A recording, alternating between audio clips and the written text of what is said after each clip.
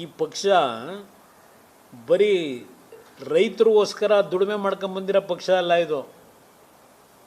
ಬೆಂಗಳೂರು ಏನಿದೆ ಪರಿಸ್ಥಿತಿ, ಯಾವ್ಯಾವ ಕಾಲದಲ್ಲಿ ಏನೇನೋ ಅನಾಹುತಗಳು ಮಾಡ್ಕೊಂಡಿದ್ರು ಅದನ್ನು ಸರಿಪಡಿಸ್ಲಿಕ್ಕೆ ಇದ್ದಂಥ ಕೇವಲ ಕೆಲವೇ ತಿಂಗಳ ಆಡಳಿತದಲ್ಲಿ ಬರೀ ರೈತರ ಸಾಲ ಮನ್ನಾ ಮಾಡಿದ್ದಲ್ಲ ನಾನು.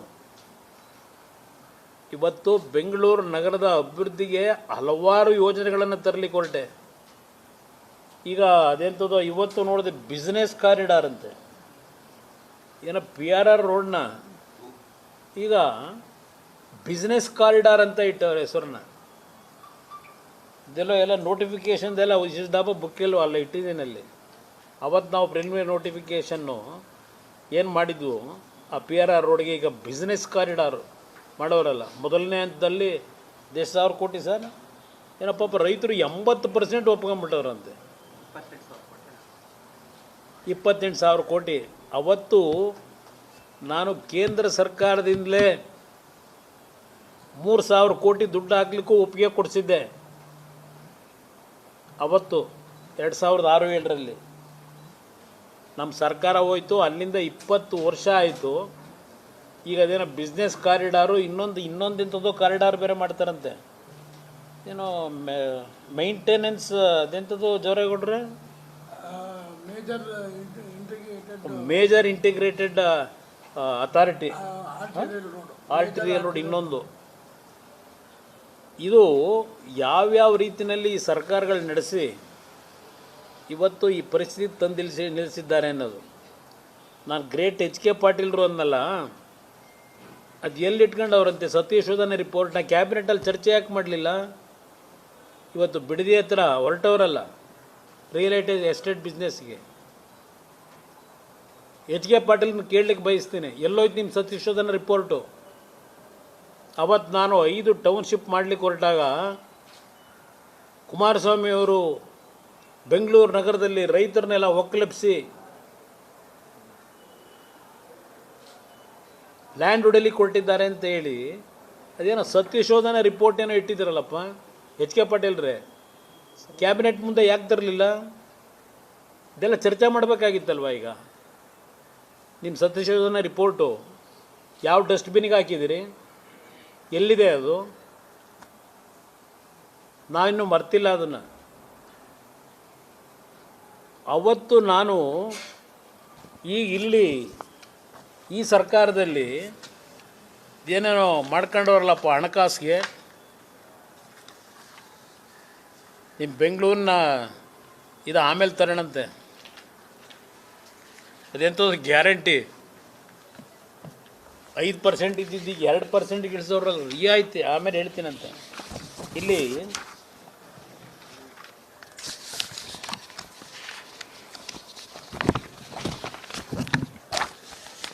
ಇವರೇನು ಮಾಡ್ತಾರೆ, ಈಗ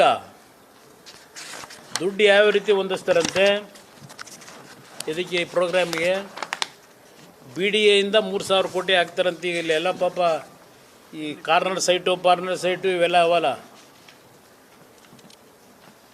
ಬೆಂಗಳೂರು ಅಭಿವೃದ್ಧಿ ಪ್ರಾಧಿಕಾರದಿಂದ ಪಡೆಯಲು ಅದು ಏನಾಯಿತು, ಮೊದಲು ಎಂತೋ ನಮ್ಮ ಪ್ರಾಧಿಕಾರಗಳವಲ್ಲ, ಆನೆಕಲ್ದು ಪ್ರಾಧಿಕಾರ, ರಾಮನಗರ ಟೌನ್ ಪ್ಲಾನಿಂಗ್ ಅಥಾರಿಟಿಗಳು, ಇಲ್ಲೆಲ್ಲ ದೇವನಹಳ್ಳಿ, ಇಲ್ಲೇನು ದುಡ್ಡಿದೆ ಅದೆಲ್ಲ ಕ್ರೋಢೀಕರಿಸ್ಬಿಟ್ಟು ಇನ್ವೆಸ್ಟ್ಮೆಂಟ್ ಮಾಡಬೇಕು ಅಂತ ಮೊದಲು ಮಾಡಿದರು.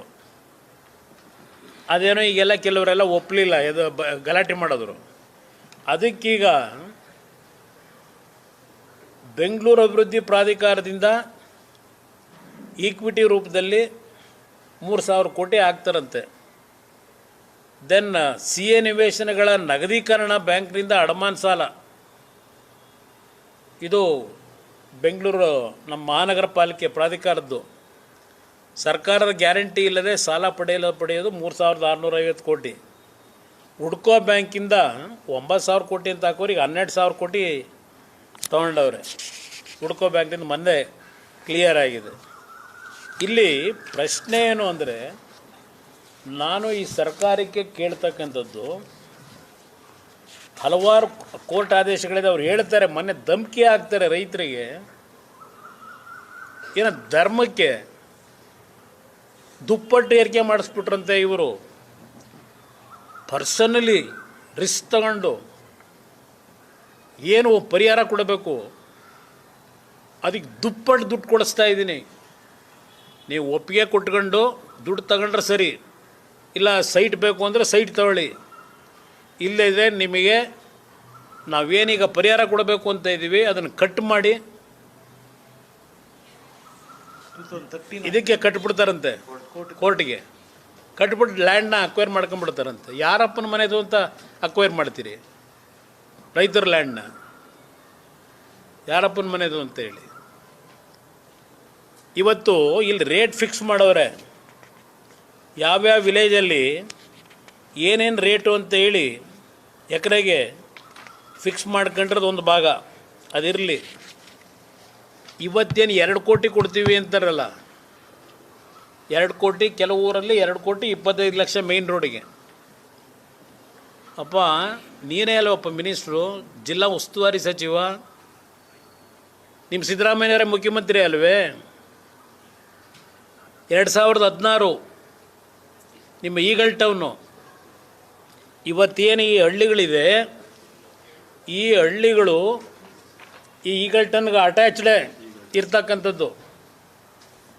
ಈಗಲ್ ಟನ್ದು ಈ ಅಟ್ಯಾಚ್ಡ್ ವಿಲೇಜ್ಗಳು ಇದೇ ಸಿದ್ದರಾಮಯ್ಯನವರ ಕ್ಯಾಬಿನೆಟ್ಟಲ್ಲಿ 983 ಕೋಟಿ ದುಡ್ಡು ಕಟ್ಟಿ ಅಂತ ಹೇಳಿದ್ರಲ್ಲಪ್ಪ. 983 ಕೋಟಿ ಎಕರೆಗೆ 12 ಕೋಟಿ ರೂಪಾಯಿ ಸಮಥಿಂಗ್ ಎಕರೆಗೆ ಫಿಕ್ಸ್ ಮಾಡಿರೋದು ಸರ್ಕಾರ. ಕ್ಯಾಬಿನೆಟ್ಟಲ್ಲಿ ಅಪ್ರೂವ್ ಮಾಡಿದ್ದೀರಿ. ನಿಮ್ಮ DC ರೆಕಮೆಂಡ್ ಮಾಡ್ತಾನೆ 12 ಕೋಟಿ ಎಕರೆಗೆ. ಸರ್ಕಾರಿ ಜಾಗ, ಅದು ಸರ್ಕಾರಿ ಭೂಮಿ, ಅದು ರೈತರ ಭೂಮಿ ಅಲ್ಲ, ಖರಾಬ್ ಲ್ಯಾಂಡು 77 ಎಕರೆ. ಅವರೇನು ಅಲ್ಲೊಂದು ಈಗಲ್ ಟೌನ್ ಮಾಡಲಿಕ್ಕೆ ಅದೆಂಥದ್ದು ನಿಮ್ಮ ಗೇಮ್ ಇದು ನಿಮ್ಮ ಗಾಲ್ಫ್ ಇದು ಮಾಡಲಿಕ್ಕೆ ಇಂಟರ್ನ್ಯಾಷನಲ್ ಸ್ಟ್ಯಾಂಡರ್ಡಿಗೆ ಸ್ವಂತ ಹಣ ಹಾಕಿ ಇನ್ವೆಸ್ಟ್ಮೆಂಟ್ ಮಾಡಿರೋ ಜಾಗ ಅದು.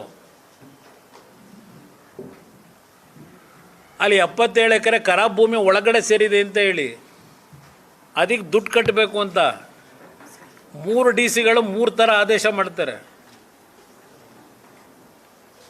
ಈ 12 ಕೋಟಿ ಯಾವ ಆಧಾರದ ಮೇಲೆ ಫಿಕ್ಸ್ ಮಾಡಿದ್ರಿ ಶಿವಕುಮಾರ್ ಅವರೇ? 983 ಕೋಟಿ ಯಾವ ಆಧಾರದ ಮೇಲೆ ಫಿಕ್ಸ್ ಮಾಡಿದ್ರಿ ಕ್ಯಾಬಿನೆಟ್ಟಲ್ಲಿ?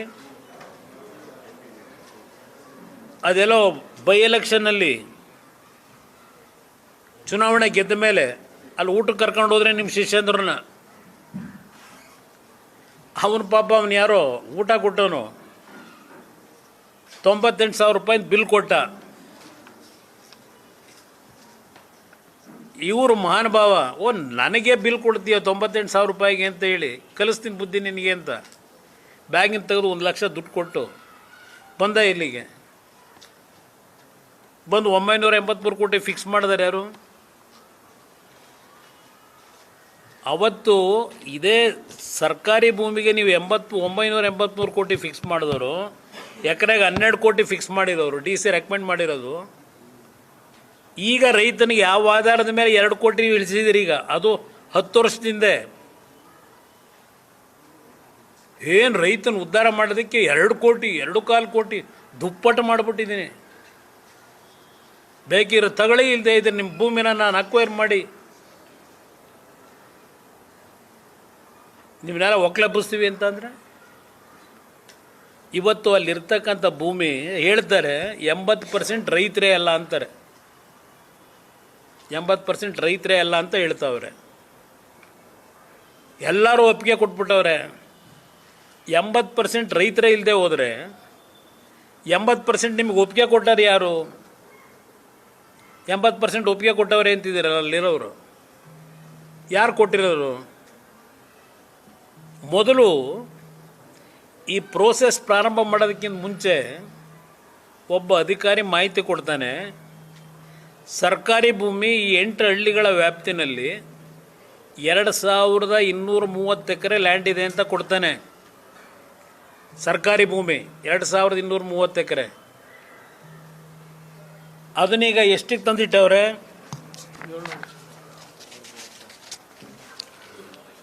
750 ಎಕರೆ. ಅವರೇ ಹೇಳ್ತಾರೆ. ಈಗ 750 ಎಕರೆ ಸರ್ಕಾರಿ ಭೂಮಿ ಅಂತ ಇದೆ. ಪ್ರಾರಂಭಿಕ ಹಂತದಲ್ಲಿ 2320 ಎಕರೆ ಇದೆ ಅಂತ ಹೇಳಿ ರಿಪೋರ್ಟ್ ತಗೊಂಡು ಎಲ್ಲೋಯ್ತು ಆ ಸರ್ಕಾರಿ ಭೂಮಿ? ಯಾರ್ಯಾರಿಗೆ ಹೋಗಿದೆ ಅದು? ಎಷ್ಟು ಜನ ಅಧಿಕಾರಿಗಳಿಗೆ ಹೋಗಿದೆ? ಎಷ್ಟು ಜನ ರಾಜಕಾರಣಿಗಳಿಗೆ ಹೋಗಿದೆ? ಏನೋ ಹೇಳೋರಲ್ಲ ನಿನ್ನೆ, ಕೆಲವು MLAಗಳದ್ದು ಲ್ಯಾಂಡ್ ಇದೆ, ಕೆಲವು ಮಂತ್ರಿಗಳ ಲ್ಯಾಂಡ್ ಇದೆ, ಇದೇನೋ ಹೇಳ್ಕೊಂಡವ್ರೆ. ಈ 2220 ಎಕರೆಯಲ್ಲಿ ಅವ್ರಿಗೆ ಹಂಚಿದ್ದೀರಾ? ಯಾವ್ಯಾವ ಅಧಿಕಾರಿಗಳ ಪಾಲು ಎಷ್ಟೆಷ್ಟಿದೆ, ಏನೇನು ಡಾಕ್ಯುಮೆಂಟ್ ಮಾಡ್ಕೊಂಡಿದ್ದೀರಿ?